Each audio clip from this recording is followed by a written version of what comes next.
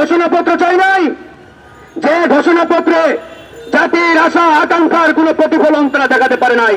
এই ঘোষণাপত্র যেভাবে তারা প্রণয়ন করেছে, মনে হচ্ছে তারা নির্দিষ্ট একটি গোষ্ঠীকে কিংবা একটি দলকে খুশি করার উদ্দেশ্যে এটি তারা প্রণয়ন করেছে।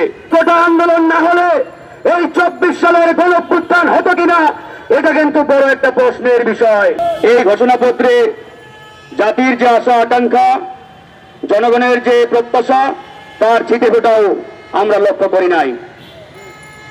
1971 সালের মহান মুক্তিযুদ্ধের পরে আমাদের যে সংবিধান, এই সংবিধান শেখ মুজিবুর রহমান সাহেবকে সামনে রেখে তৎকালীন যে সংবিধান প্রণয়ন কমিটি, তারা সেটা প্রণয়ন করেছিলেন। তা আজকের এই ঘোষণাপত্র দেখেও মনে হচ্ছে যে কোনো একটি দলকে সামনে রেখে এটা তারা সুনিপুণভাবে প্রণয়ন করেছে। আমরা এমন ঘোষণাপত্র চাই নাই, যে ঘোষণাপত্রে জাতির আশা আকাঙ্ক্ষার কোনো প্রতিফলন তারা দেখাতে পারে নাই। এই ঘোষণাপত্র যেভাবে তারা প্রণয়ন করেছে, মনে হচ্ছে তারা নির্দিষ্ট একটি গোষ্ঠীকে কিংবা একটি দলকে খুশি করার উদ্দেশ্যে এটি তারা প্রণয়ন করেছে। এই ঘোষণাপত্রে আমাদের জাতিসত্তার যে ইতিহাস, এই বাংলাদেশের যে ইতিহাস, সেই ইতিহাসের পরতে পরতে জনগণের কোনো অংশগ্রহণ আমরা লক্ষ্য করি নাই। এই যে জুলাই গণঅভ্যুত্থান, যে গণঅভ্যুত্থানে প্রায় 2000 ছাত্র জনতা জীবন নিয়েছেন, হাজার হাজার মানুষ রক্ত ঝরিয়েছেন, যাদের আত্মত্যাগের বিনিময়ে আজকের এই বাংলাদেশ, তাদের অবদানকে এই ঘোষণাপত্রে তুলে ধরা হয় নাই। এই ঘোষণাপত্রে 47 নেই, 71 আছে, কিন্তু সেটাও এক পেছে।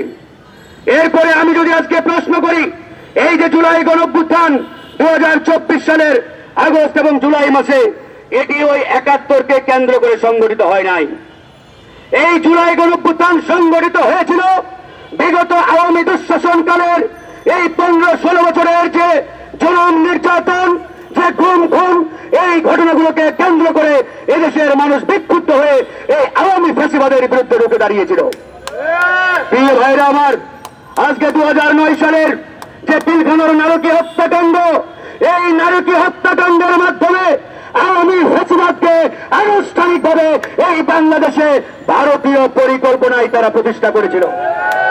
কিন্তু অত্যন্ত লজ্জার বিষয়, দুঃখের বিষয়, সেই পিলখানার নারকীয় হত্যাকাণ্ডকে এই সরকার ঘোষণাপত্রে অন্তর্ভুক্ত করে নাই। 2013 সালের 5ই মে শাপলা চত্বরে হেফাজতে ইসলামের উপরে সেই ভারতীয় পরিকল্পনায় আওয়ামী সেই গুন্ডা বাহিনীর যে নারকীয় তাণ্ডব, এই তাণ্ডবকেও তারা উল্লেখ করে নাই। এর মাধ্যমে আমি মনে করি এদেশের ধর্মপ্রাণ লাখো কোটি মুসলমানের হৃদয়ে এই ঘোষণাপত্রের মাধ্যমে কুঠারাঘাত করেছে অন্তর্বর্তীকালী সরকার। আমার সবচাইতে অবাক লাগে যে আন্দোলনের বীজ আমরা 2018 সালে বপন করেছিলাম ঢাকা বিশ্ববিদ্যালয়ের মাটিতে, সেই ঐতিহাসিক কোটা আন্দোলনের মাধ্যমে। সেই কোটা আন্দোলন না হলে এই 24 সালের গণঅভ্যুত্থান হতো কিনা, এটা কিন্তু বড় একটা প্রশ্নের বিষয়। আপনারা জানেন, সেই কোটা আন্দোলন করতে গিয়ে আমরা হাজারো বাধা বিপত্তি, হামলা মামলা, জেল, জরিমানা, রিমান্ড সহ্য করেছি। আমি ফারুক হাসান একটানা 15 দিন রিমান্ডে ছিলাম। আমার সহযোদ্ধারা রিমান্ডে ছিল। এই যে এখানে যারা আছে প্রত্যেকেই জুলুম নির্যাতনের শিকার হয়েছে। তারপরে হাসিনা আংশিক আমাদের দাবি মেনে নিলেন। এরপরে যখন আদালতের ঘাড়ে বন্দুক রেখে আবারও কোটা ফিরিয়ে আনা হলো, সেই কোটা ফিরিয়ে আনার প্রতিবাদে 2024 সালে এই বৈষম্য বিরোধী ব্যানারে সেই আন্দোলনটা শুরু হলো। তাহলে এর বীজ কোনটা? 2018 সালের কোটা আন্দোলন।